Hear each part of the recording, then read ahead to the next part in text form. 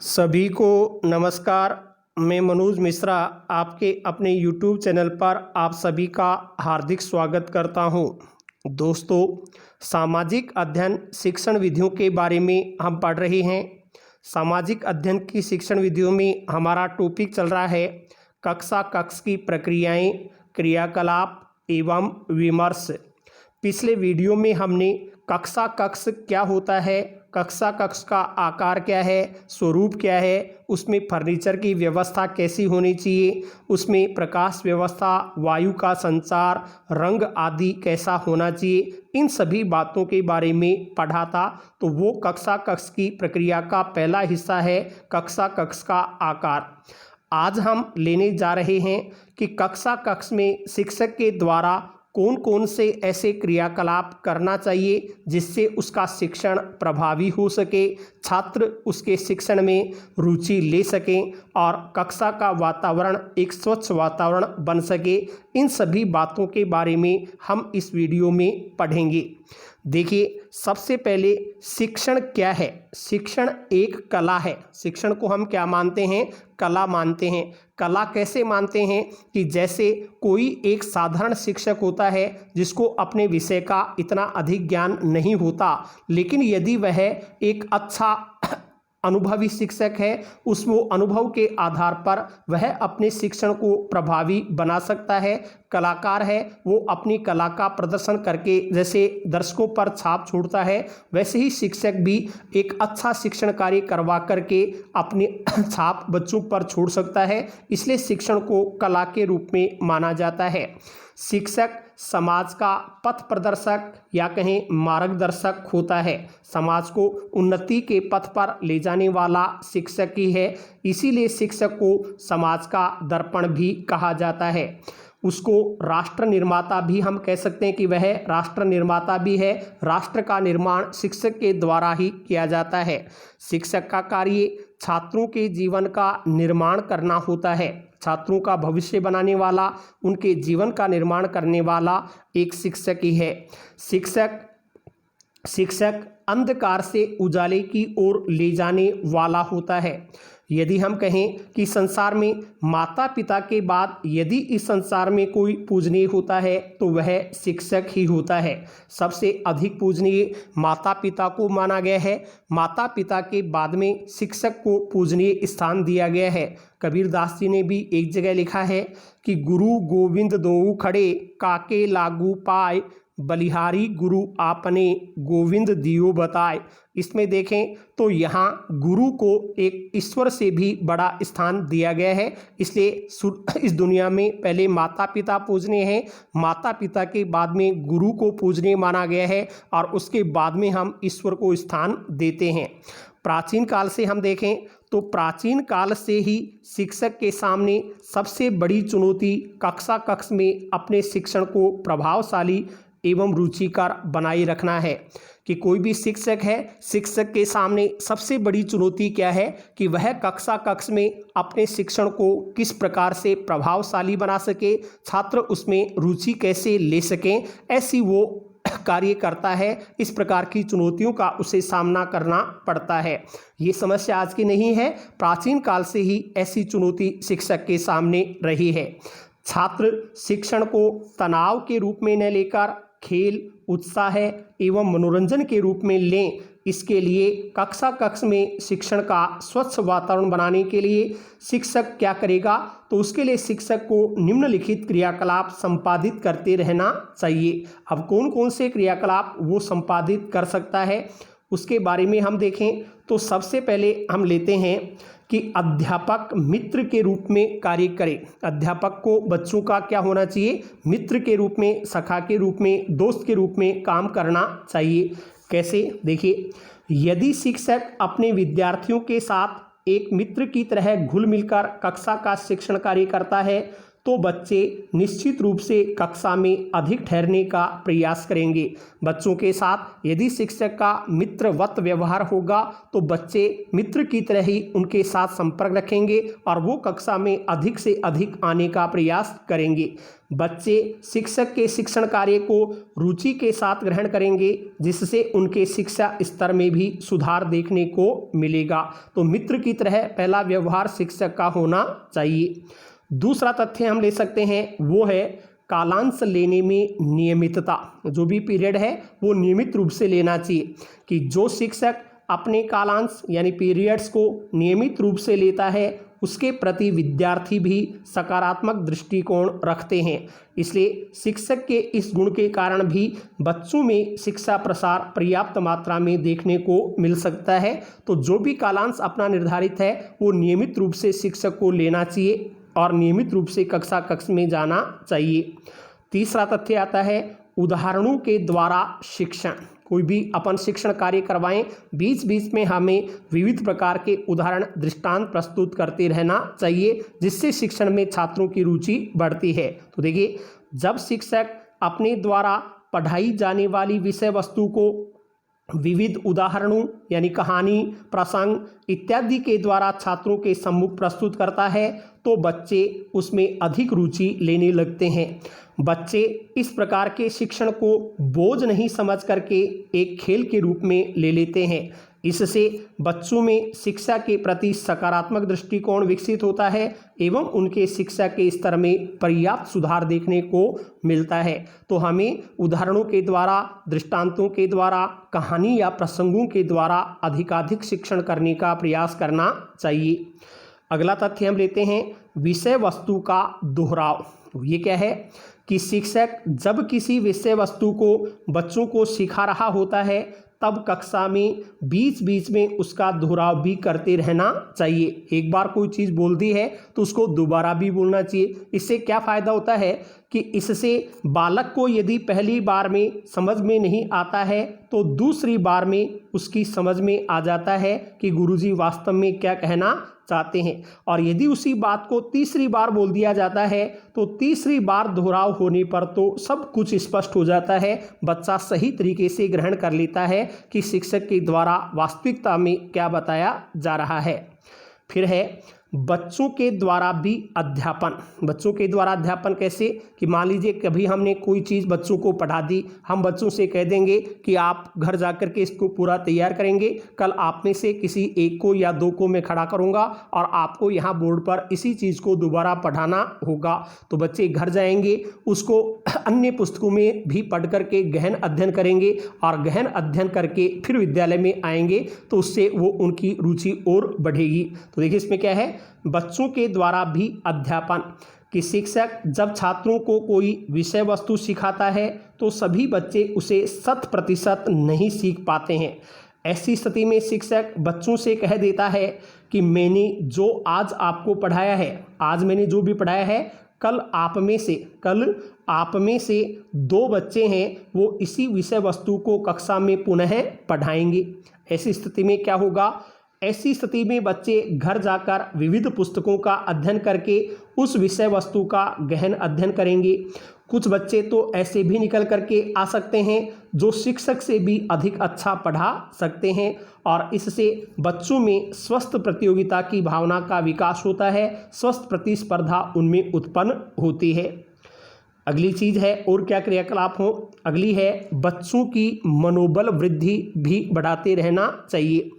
देखिए, यदि कोई बच्चा कक्षा में पूर्ण अनुशासन में रहता है, प्रश्नों के सही उत्तर देता है, शिक्षक ने जो भी प्रश्न किया उसका बच्चे ने सही उत्तर दिया, समय पर कार्य करके दिखाता है, अच्छे अंक लाता है, परीक्षा जब भी होती है उसके हमेशा अच्छे अंक आते हैं, शिक्षक का कहना वो मानता है, अन्य बालकों से लड़ाई झगड़ा नहीं करता है, तो ऐसे बच्चों का शिक्षक के द्वारा समय समय पर मनोबल बढ़ाते रहना चाहिए। इससे भी शिक्षण में बच्चे अधिक रुचि लेने लग जाते हैं। फिर है बच्चों को प्रेरक प्रसंग एवं कहानियाँ सुनाना। ये कब होना चाहिए, सप्ताह में कम से कम एक दिन बच्चों को कोई प्रेरक प्रसंग या शिक्षाप्रद कहानी भी सुनानी चाहिए। शिक्षक को स्वयं भी अपने किसी अच्छे कार्य का उदाहरण बच्चों के समक्ष प्रस्तुत करना चाहिए। शिक्षक भी ऐसा कार्य करे जिससे छात्र उसके प्रति प्रेरित हो सकें और उस कार्य को अपने जीवन में उतारने का प्रयास कर सके। इससे बच्चों पर अधिक सकारात्मक प्रभाव पड़ता है। इसलिए बच्चों के सामने शिक्षक का व्यवहार सदैव श्रेष्ठ होना चाहिए। फिर है सामाजिक कार्यों में बच्चों की भागीदारी। देखिए, शिक्षक को विद्यालय में कुछ ऐसे कार्यक्रमों का आयोजन भी करवाना चाहिए जिसमें बच्चे बढ़ चढ़ करके भाग लें। इससे क्या होगा? इससे बच्चों में सामाजिक भावना या गुणों का विकास होता है। हम विद्यालय में अनेक अवसर ऐसे आते हैं, जैसे स्वतंत्रता दिवस, गणतंत्र दिवस या अन्य जयंतियां, समारोह आते रहते हैं। उन कार्यक्रमों का आयोजन करेंगे तो बच्चों का समाज से जुड़ाव बढ़ेगा और उनमें कई सामाजिक गुण, आपस में सहयोग, समन्वय आदि के गुणों का विकास हो सकेगा। ये भी कक्षा की क्रियाकलाप का ही एक भाग माना जाता है। फिर है बच्चों में नेतृत्व क्षमता का विकास करें। देखिए, शिक्षक के द्वारा अपनी कक्षा के बच्चों को विविध टोलियों में बांट देना चाहिए, अलग अलग दल बना देने चाहिए तथा प्रत्येक टोली का एक नेता भी घोषित कर देना चाहिए कि अमुक दल का ये नेता होगा, ये लीडर होगा, ये एक तरह से कैप्टन होगा। फिर प्रत्येक टोली को एक कार्य दे देना चाहिए एवं इसकी जवाबदेही नेता की होनी चाहिए कि आपके दल को ये कार्य दिया गया है, अब इसका जो ग्रुप लीडर है उसी की जिम्मेदारी होगी कि वो बच्चों से कैसे काम पूरा करवाता है। 15 अगस्त 26 जनवरी के समय पर हम बच्चों को अलग अलग दायित्व सौंप देते हैं कि आपकी व्यवस्था एक तरह से बैठक व्यवस्था होगी, अनुशासन में आपका सहयोग लिया जाएगा, जो भी मेहमान आते हैं उनकी खातिरदारी करना या उनका ध्यान रखना आपके दल का कार्य होगा। तो वो ग्रुप लीडर उनको निर्देश देकर के कार्य कराएगा। इससे क्या होगा? इससे बच्चों में नेतृत्व क्षमता का समुचित विकास होगा। ये भी एक तरह से कक्षा विद्यालय का ही एक कार्य माना जा सकता है। फिर शैक्षिक भ्रमण के द्वारा शिक्षण। देखिए, यदि बालक अपनी इंद्रियों के द्वारा किसी वस्तु का प्रत्यक्ष अनुभव करता है तो वह उसे स्थायी रूप से याद हो जाता है। हम अपनी आंखों से प्रत्यक्ष रूप से कोई चीज़ देखते हैं तो वो हमें अधिक याद रहती है। तो कुछ टॉपिक्स ऐसे आते हैं जिनको हम कक्षा में सही रूप से स्पष्ट नहीं कर सकते हैं, तो उनको भ्रमण के लिए बाहर ले जा सकते हैं और वहाँ उन वस्तुओं को देख करके बच्चा आसानी से उसे ग्रहण कर सकता है। अतः शिक्षक को समय समय पर छात्रों को शैक्षिक भ्रमण पर भी ले जाना चाहिए और उनको अधिकाधिक ज्ञान देने का प्रयास करना चाहिए। ये तो कुछ मुख्य सावधानियां थी। इसके अलावा भी और क्या करे शिक्षक कक्षा में? तो पहली, कक्षा में घूम घूम करके पढ़ाना चाहिए। शिक्षक को कभी भी कुर्सी पर बैठ करके एक जगह बैठ करके शिक्षण नहीं करवाना है। शिक्षण करवाते समय उसे घूमते रहना चाहिए और सभी बच्चों पर नज़र बनाए रखते हुए पढ़ाना चाहिए। पूर्ण तैयारी के साथ कक्षा में जाना, कि जब भी शिक्षक कक्षा में जाए तो वो सोचे कि मैं जो विषय वस्तु पढ़ाने जा रहा हूँ वो मुझे पूर्ण रूप से याद है या नहीं है। पूरी तैयारी करके ही बच्चों के सामने जाएं। फिर है समुचित गृह कार्य देना एवं समय पर उसकी जांच भी करना। हमें बच्चों को सही तरीके से उचित मात्रा में, न कम न ज़्यादा, समुचित मात्रा में गृह कार्य भी देना चाहिए और समय पर उसकी जांच भी करनी चाहिए। समय समय पर जांच भी करेंगे तो बच्चा घर पर जाकर के उस विषय वस्तु का दोहराव कर सकेगा। फिर कक्षा में प्रत्येक बालक पर निगरानी रखनी चाहिए। ऐसा नहीं कि होशियार बालकों को ही हम आगे बढ़ाते रहें, कमज़ोर से कमज़ोर बालक को भी हमें ऊपर उठाने का प्रयास करना है। तो प्रत्येक बालक पर निगरानी रखनी चाहिए। बच्चों के बैग का वजन कम होना चाहिए। बच्चों में पुस्तकें ठूंस ठूंस कर बच्चे पुस्तकें भर कर के लाएं, ऐसा नहीं हो। कम से कम पुस्तकें वो काम में लें तो बच्चों के बैग का वजन कम हो, ऐसा प्रयास भी हो। फिर मातृभाषा में अधिक शिक्षण होना चाहिए। आज नई जो शिक्षा नीति आई है 2020 की, उसमें भी ये प्रावधान किया गया है कि बच्चों को मातृभाषा में ही अधिक से अधिक शिक्षण कार्य करवाना है। अन्य भाषाएं यदि बच्चा सीखना चाहता है तो वो एक तरह से उसकी वैकल्पिक भाषा के रूप में हो सकती हैं। मूल माध्यम जो है वो मातृभाषा ही हो, ऐसा प्रयास करना चाहिए। घर पर पढ़ने की आदत का विकास करना। कुछ बच्चे ऐसे होते हैं कि विद्यालय में तो वो पढ़ लेते हैं लेकिन घर पर पुस्तकों के हाथ भी नहीं लगाते। जाते हैं, तो शिक्षक यह प्रयास करे कि बच्चा घर पर भी पढ़ने में कुछ रुचि ले सके। इसके लिए या इन सभी तथ्यों के लिए शिक्षक द्वारा स्वयं को उदाहरण के रूप में प्रस्तुत करना चाहिए कि यदि हमारे गुरुजी ही इतनी मेहनत करते हैं तो हमें भी मेहनत करनी चाहिए। ये बातें क्रियाकलाप के समय कुछ सावधानियां रख सकते हैं। ये तो कुछ मुख्य बच्चों को प्रोत्साहित करने वाले क्रियाकलाप हो गए। इसके अलावा जब हम पढ़ाते हैं तो पढ़ाते समय कौन कौन से योजनाएं हम काम में ले सकते हैं, हमें कौन कौन सी योजनाएं शिक्षक को बनानी पड़ती हैं, वो भी हम देख सकते हैं। तो कक्ष में शिक्षक के द्वारा किए जाने वाले अन्य क्रियाकलाप कौन कौन से हैं, इनके लिए हम मुख्य रूप से 3 प्रकार की योजनाएं बनाते हैं। एक वार्षिक योजना, इकाई योजना, दैनिक पाठ योजना। हमें सत्र भर में क्या काम करना है, पूरे सत्र की जब जुलाई के माह में स्कूलें खुलती हैं उसी समय एक योजना तैयार कर ली जाती है कि जुलाई में मैं ये शिक्षण कार्य करवाऊंगा, अगस्त में ये पाठ पढ़ाऊंगा, सितंबर में ये प्रक्रिया रहेगी। उसकी जो योजना बनाई जाती है पूरे वर्ष भर की, सत्र भर की योजना वार्षिक योजना कहलाती है। फिर हम जो विषय पढ़ाने जा रहे हैं उसमें जितने भी अध्याय हैं, पूरे अध्याय की एक साथ जो योजना तैयार कर ली जाती है, लगभग 1 सप्ताह है, 2 सप्ताह में हमें क्या कार्य करना है उसकी जो योजना बनाई जाती है वो इकाई योजना हो जाती है। और हमें 40 मिनट का कालांश मिलता है, उस 40 मिनट के कालांश में मुझे क्या पढ़ाना है, क्या कार्य करना है, इसकी जो योजना है वो दैनिक पाठ योजना कहलाती है। तो ये योजनाएं हमें तैयार करनी पड़ती हैं। इनके अलावा सूक्ष्म शिक्षण एवं विविध शिक्षण कौशलों का विकास जो मुख्यतः प्रशिक्षणार्थी में होता है, जब हम एसटीसी बीएड कर रहे होते हैं उस समय के कक्ष में इनका प्रयोग किया जाता है। ये भी हमारे कक्ष के क्रियाकलापों के अंतर्गत आते हैं। अब इनमें क्या प्रश्न हो सकते हैं, इनके लिए हमने जो भाषा शिक्षण विधियां पढ़ी हैं उन भाषा शिक्षण विधियों के अंतर्गत वार्षिक योजना, इकाई योजना, दैनिक पाठ योजना, सूक्ष्म शिक्षण, इन सभी के बारे में विस्तार से पढ़ लिया है। तो अलग से यहाँ पढ़ने की आवश्यकता नहीं है, उन्हीं वीडियोज़ को, उन्हीं को आप ध्यान से पढ़ लें तो आपको इन सभी का पूरा ज्ञान प्राप्त हो जाएगा। इसके लिए आपको क्या करना है, हमने भाषा शिक्षण के जो वीडियो डाले हैं उनमें 19 नंबर, 30 नंबर, 31 नंबर के वीडियोज आप देखेंगे तो इनमें इनकी इकाई योजना, दैनिक पाठ योजना, सूक्ष्म शिक्षण योजना, इनका विस्तार से वर्णन आप वहाँ पढ़ सकते हैं। उनके अलावा भी जैसे जो चीज़ें हमें वहाँ पढ़ने को मिलेंगी, उनके अलावा भी कुछ विशेष बातें पाठ योजना के संबंध में और देख सकते हैं। यदि हमें प्रश्न पूछा जाता है कि पाठ योजना का आविर्भाव किस सिद्धांत पर आधारित माना जाता है, तो इसका उत्तर है पाठ योजना का आविर्भाव गेस्टाल्ट मनोविज्ञान पर आधारित माना जाता है। गेस्टाल्ट जो समूह के द्वारा शिक्षण पर बल देता है, तो पाठ योजनाएं ज़्यादातर गेस्टाल्ट मनोविज्ञान पर आधारित मानी जाती हैं। पाठ योजना निर्माण के लिए कौन कौन से उपागम काम में लिए जाते हैं, उन उपागमों में देखें तो अलग अलग प्रकार से पाठ योजनाएं बनाई जाती हैं। कहीं हमें हर्बर्ट स्पेंसर का स्मृति स्तर उपागम जो सबसे ज़्यादा काम में लिया जाता है, हर्बर्ट की पाठ योजना विधि, वो स्मृति के आधार पर बनाई जाती हैं। एक मोरिसन जो इकाई योजना के प्रतिपादक हैं, उन्होंने बोध स्तर पर बल दिया है, बोध के द्वारा, ज्ञान के द्वारा पाठ योजनाएं बनाई जाती हैं।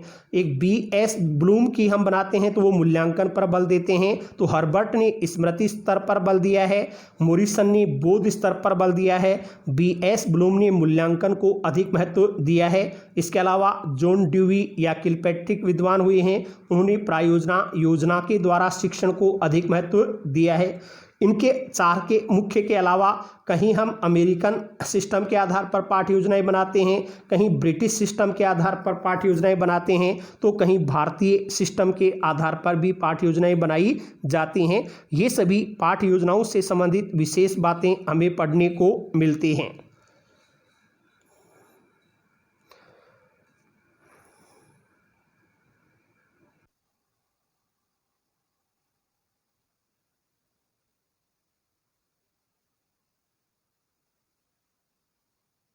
कौन कौन से क्रियाकलाप किए जा सकते हैं, इसके लिए उपकार प्रकाशन ने अपनी पुस्तकों में जो चीज़ें लिखी हैं उनको भी हम यहाँ देखते हैं कि प्रभावी कक्ष प्रक्रिया के लिए और कौन कौन से क्रियाकलाप शिक्षक के द्वारा किया जाना चाहिए। तो देखिए, एक प्रभावी कक्ष प्रक्रिया के लिए आवश्यक तथ्यों एवं स्थितियों का वर्णन निम्नलिखित रूप में भी किया जा सकता है।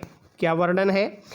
अच्छी कक्षा कक्ष प्रक्रिया उद्देश्य पूर्ण होनी चाहिए। सबसे पहली चीज़ है उद्देश्य होना चाहिए, अर्थात शिक्षण अधिगम संबंधी समस्त क्रियाओं का संपादन करने से पूर्व उसके विभिन्न सैद्धांतिक एवं व्यवहारगत उद्देश्यों का निर्धारण कर लिया जाता है एवं इसके बाद ही विभिन्न क्रियाओं का आयोजन किया जाता है। सबसे पहले हम जो भी चीज़ कक्षा में पढ़ाने जा रहे हैं उसका उद्देश्य क्या है, उद्देश्यों का निर्धारण करना चाहिए। उद्देश्य सैद्धांतिक भी हो सकते हैं, व्यवहारगत भी हो सकते हैं। अपन विशिष्ट उद्देश्य निर्धारित करते हैं, उनसे बच्चों में क्या अपेक्षित परिवर्तन होंगे, उन व्यवहारगत परिवर्तनों को भी लिखते हैं। तो सबसे पहले उद्देश्यों का निर्धारण करना है। इसके अलावा देखें तो और क्या होना चाहिए? कक्षा कक्ष प्रक्रिया में विभिन्न गतिविधियों का निर्धारण छात्रों की योग्यता एवं उनकी रुचि को ध्यान में रखकर किया जाना चाहिए। छात्र किस स्तर के हैं, उनका IQ लेवल क्या है और वो किस में रुचि लेते हैं, उनकी रुचि के अनुसार हमें कक्षा कक्ष की प्रक्रिया का निर्धारण करना चाहिए। यदि कक्षा कक्ष संबंधी गतिविधियां छात्रों की रुचि एवं योग्यता के अनुकूल हैं तो उनका अधिगम स्तर, सीखने का जो स्तर है वो उच्च हो जाता है एवं स्थायी होता है। और इसके विपरीत यदि होती हैं तो विपरीत स्थिति में अधिगम का स्तर क्या होगा, न्यूनतम हो जाएगा। इसलिए गतिविधियों का निर्धारण छात्रों की योग्यता के अनुसार और रुचि के अनुसार होना चाहिए। पहला उद्देश्य हो गया, दूसरा छात्रों की योग्यता रुचि हो गई। इसके अलावा देखें तो अच्छी कक्षा कक्ष प्रक्रिया में प्रत्येक कार्य योजनाबद्ध ढंग से संपन्न होता है। इसमें शिक्षक एवं छात्र दोनों की गतिविधियों को पाठ्यक्रम के आधार पर पूर्व में ही निश्चित कर दिया जाता है कि शिक्षक क्या करेगा, बच्चों से क्या करवाएगा, बच्चे खुद क्या करेंगे, जिससे गतिविधियों के लिए आवश्यक सामग्री एवं वातावरण निर्मित करने में कोई कठिनाई नहीं होती है। इसलिए हमें योजनाबद्ध रूप से कक्षा में कार्य करना चाहिए। फिर देखें तो प्रभावशाली कक्षा कक्ष प्रक्रिया पूर्णतः जनतांत्रिक सिद्धांतों पर आधारित होती है। इसमें शिक्षार्थी को अपनी समस्याओं को प्रस्तुत करने का पूर्ण अधिकार होना चाहिए एवं शिक्षक का व्यवहार छात्रों के प्रति सकारात्मक होना चाहिए। बच्चे के सामने यदि कोई भी समस्या आती है तो वह शिक्षक के समक्ष निर्भीक होकर के अपनी समस्या को प्रस्तुत कर सके और शिक्षक का भी कर्तव्य है कि वह बच्चे की समस्या को सुनकर उसका सही रूप से समाधान करे। इसी को जनतांत्रिक सिद्धांत कहते हैं। तो कक्षा कक्ष में इसी जनतांत्रिक प्रक्रिया का, जनतांत्रिक सिद्धांतों का पालन भी होना चाहिए। इसके अलावा देखें तो प्रभावशाली कक्षा कक्ष प्रक्रिया में शिक्षक का व्यवहार आत्मीय रूप में होना चाहिए, अर्थात छात्रों की विभिन्न त्रुटियों को शिक्षक के द्वारा सहृदयता के साथ में दूर करना चाहिए। यदि कोई बालक किसी प्रकार की त्रुटि कर देता है तो शिक्षक उसे दंड न दे। शिक्षक का व्यवहार ऐसा हो कि बच्चा ये समझे कि मेरे से गलती होने के बावजूद भी कितनी आत्मीयता के साथ गुरुजी ने मेरे साथ व्यवहार किया है, तो फिर वो अपनी त्रुटियों को खुद ही सुधारने का प्रयास करेगा। तो शिक्षक का व्यवहार अभी हमने पढ़ा था मित्रवत हो, तो हृदय के साथ सहृदय के साथ मित्रवत व्यवहार होना चाहिए। कक्षा कक्ष प्रक्रिया में छात्रों की गतिविधियों को संपन्न करने के अधिक अवसर देने चाहिए। शिक्षक को इन गतिविधियों के मार्ग में आने वाली विभिन्न प्रकार की समस्याओं को दूर करने के लिए एक सहयोगी के रूप में अपनी भूमिका का निर्वहन करना चाहिए। एक सहयोगी के रूप में वह छात्रों के समक्ष प्रस्तुत हो।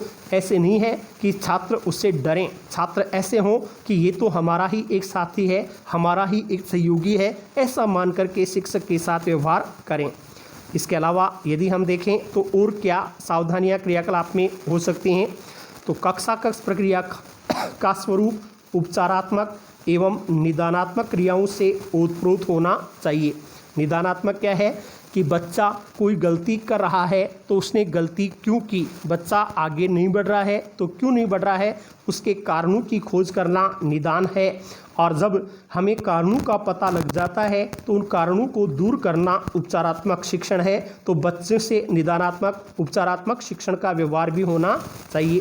इससे क्या होगा, जिससे कि शिक्षक छात्रों को विभिन्न शैक्षिक समस्याओं को पहचान सकेंगे तथा उनका उपचार करने में अपनी भूमिका का निर्वहन कर सकेंगे। तो शिक्षण प्रक्रिया का स्वरूप कैसा हो? निदानात्मक होना चाहिए, उपचारात्मक होना चाहिए। निदानात्मक कारणों की खोज करने वाला हो और उन समस्याओं कारणों को दूर करने वाला भी हो, ऐसा हमें क्रियाकलाप कक्षा में करना है।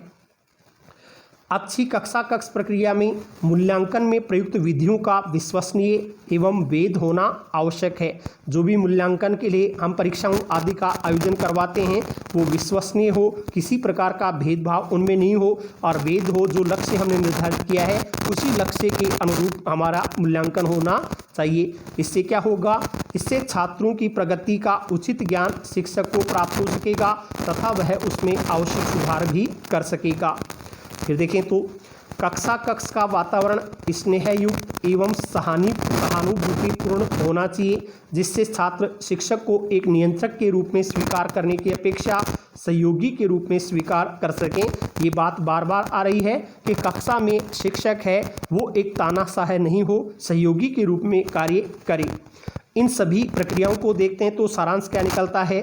उपर्युक्त विवेचन से स्पष्ट होता है कि कक्षा कक्ष प्रक्रिया एक महत्वपूर्ण एवं व्यापक विषय है जो क्रियाओं में अपेक्षित व्यवहारगत परिवर्तन एवं उच्च अधिगम स्तर को विवेचित करता है। यदि हम इन प्रक्रियाओं का पालन करेंगे तो बच्चों में अपेक्षित व्यवहारगत परिवर्तन देखने को मिलेंगे और उनका अधिगम यानी सीखने का स्तर भी अच्छा होगा।